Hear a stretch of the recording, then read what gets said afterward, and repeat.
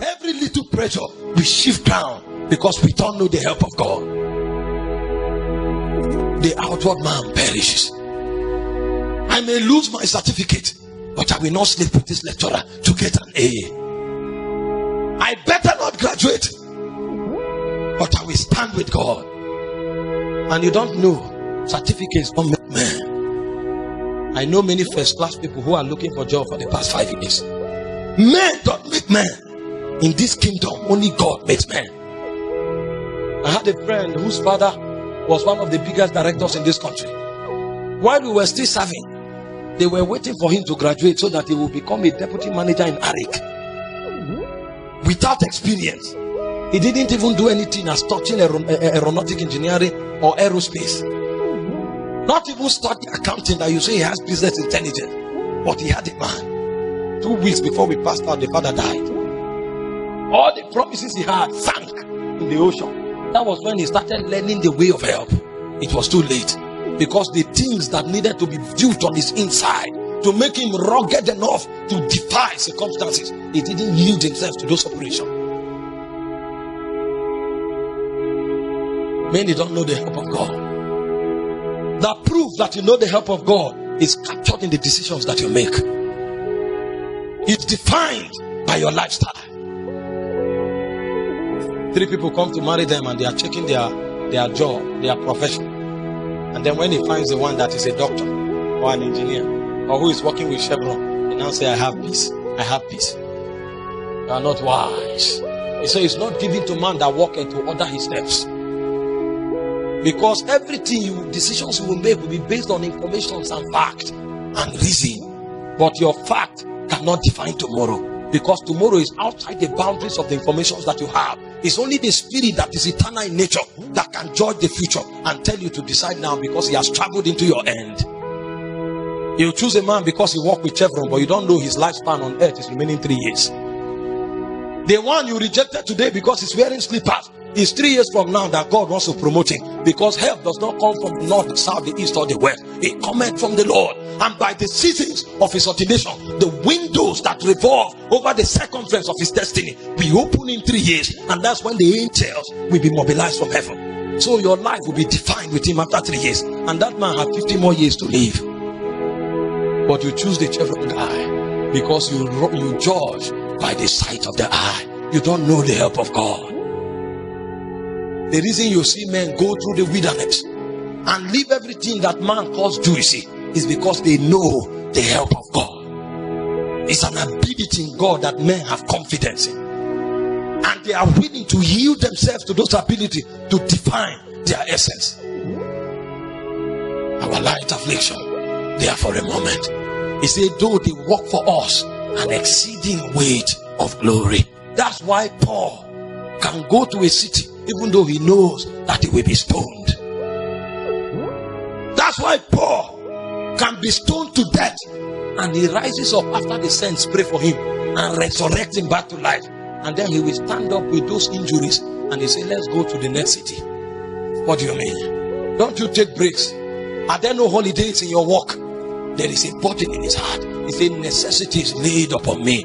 Woe unto me if I preach not the gospel. So long as there is breath on his nostril, there is an assignment that must be fulfilled.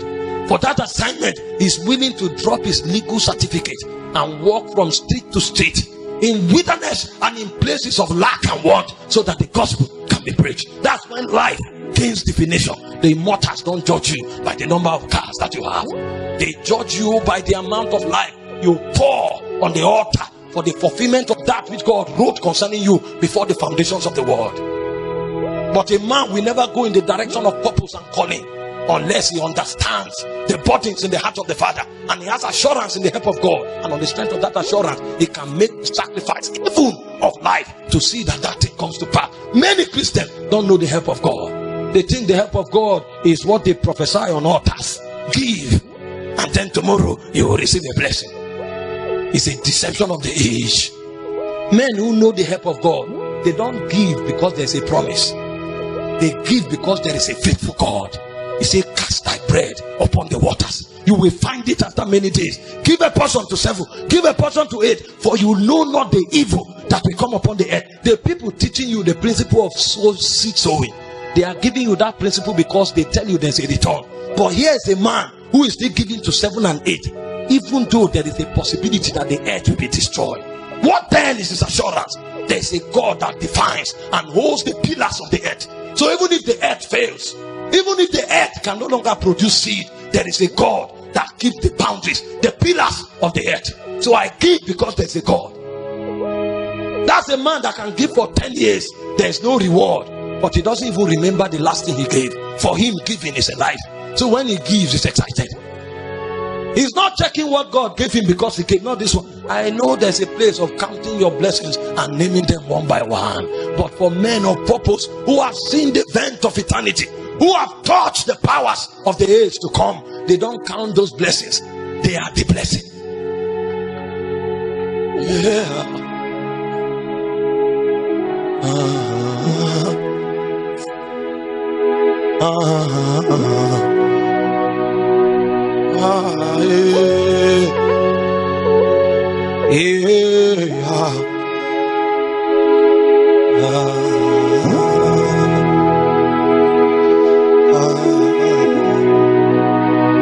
It's becoming so difficult for me to teach the word of God because many people, their perspective have been bastardized.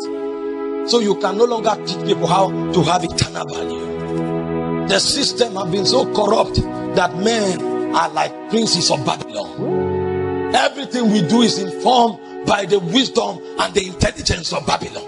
It becomes difficult.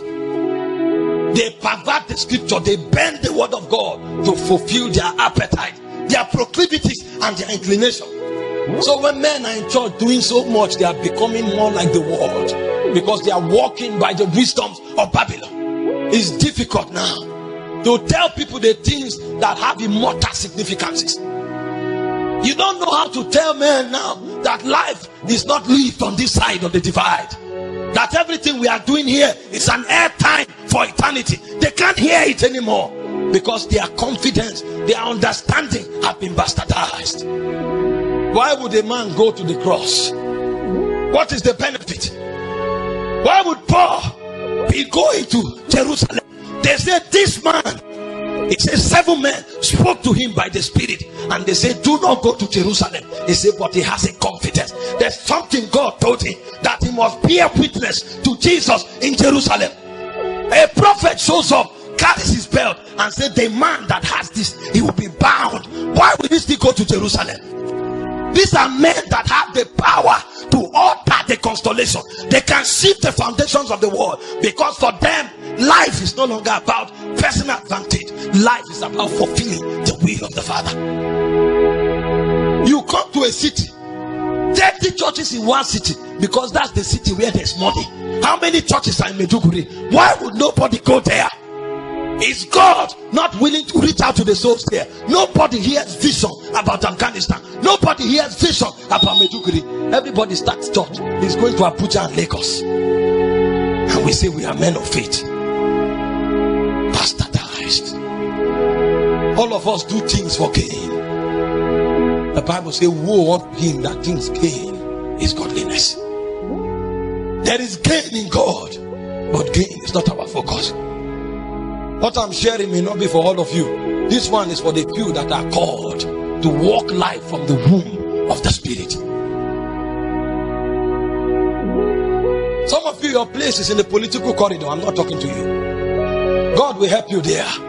But I'm talking to the ones that sense in their heart that there is a body to do something in the heart of the Father. For such ones, even if they are in politics, they will die for truth. Those are men that can really move the hand of God and uninstall the foundations of principalities in territories. Why do you think we are praying in our thousands, but we cannot affect the territory? Because there is no stature and texture in our prayer. There are no men of sacrifice anymore. But concerning the apostles, 12 men, the Bible said, these be the men that turn their walls upside down. How will they have so much power? What informed the texture of their walk with God? They know the economy of help. So for them, life is not about advantage in time.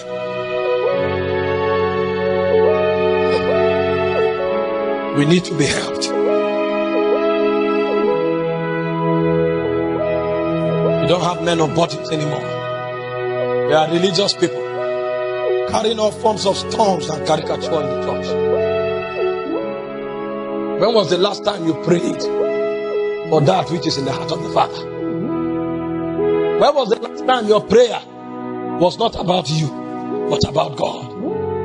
It's a definition of where you are. A lost generation. A lost generation.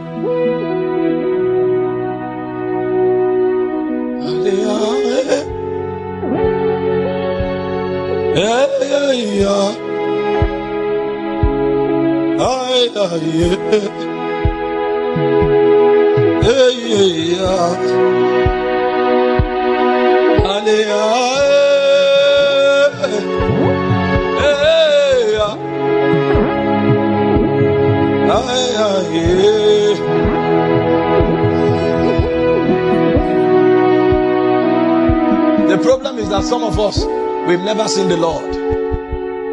You don't know how God bleeds. If you have seen the heart of the Father, your life will change. The Bible said the reason Moses was able to reject Egypt was because he saw him that was invincible. If you see the heart of God, your life will change. If you know how the heart of Jesus bleeds for a generation, you will know that it's a sin to live for yourself. Men that have callings on their lives, living for pleasure. Men that have bodies, they deplete those bodies for needs, petty needs. We live like animals. It's only the animal that lives for his appetite. He says, a man that is in honor, that knoweth not, is like the beast of the field that perishes. Even the gospel, men preach the gospel now for money. For money, the gospel, a hallowed eternal committer to the hand of man. What Jesus himself was doing, that he committed to us. A man preaching the gospel, not aware that every time he's standing in the place of Jesus. He preaches the gospel for bread and wine. That's the level that our confidence and our faith have been bastardized. This morning you will cry for the help of God, because many of us are far. I want to pray for a few people. Obviously I can't go into my message. I want to pray for a few people. I want to make a fresh commitment to God and say their lives are being placed on the altar. God, do with me that which you will. Those are the people I came for this morning. You are part of such people, come to the front. I'm not talking to everybody.